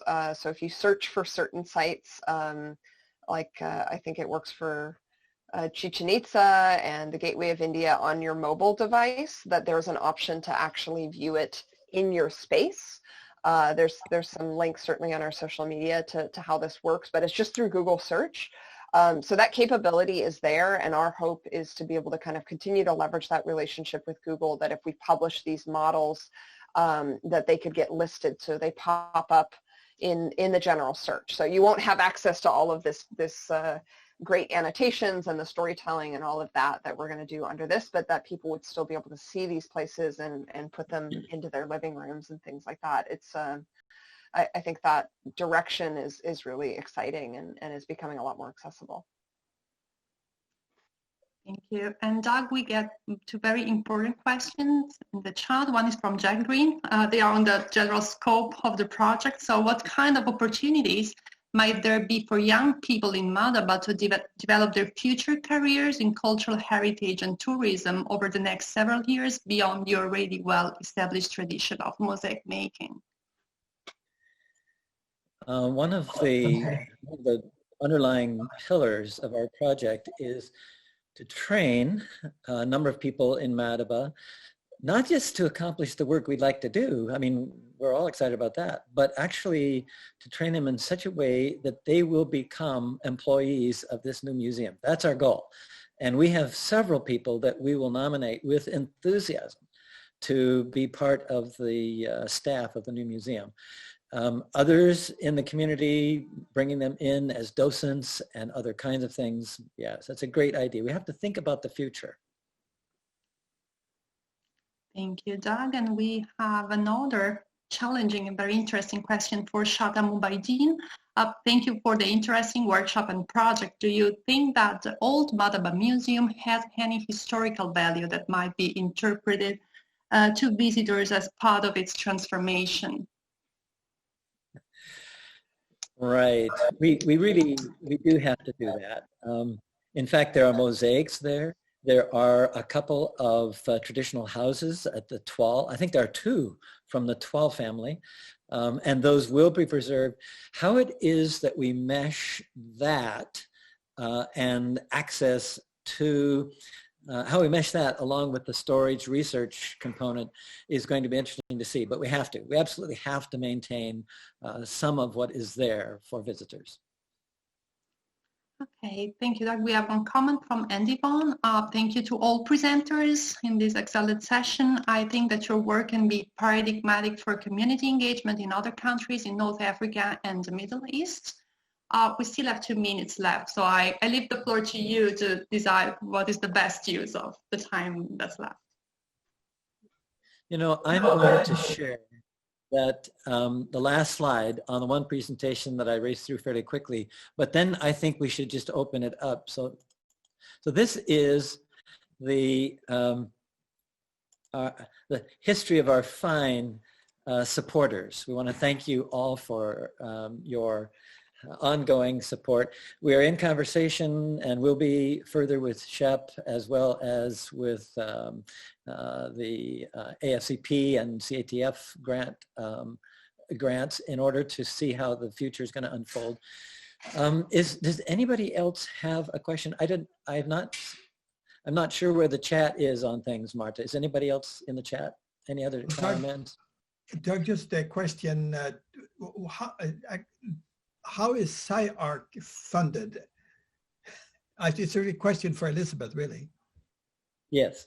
Yeah, so we're a nonprofit. We don't have an endowment, so all of our funding is project-based funding. So in this case, we co-wrote the grant to support our work on this project with Doug and Suzanne. That is being funded through the U.S. State Department.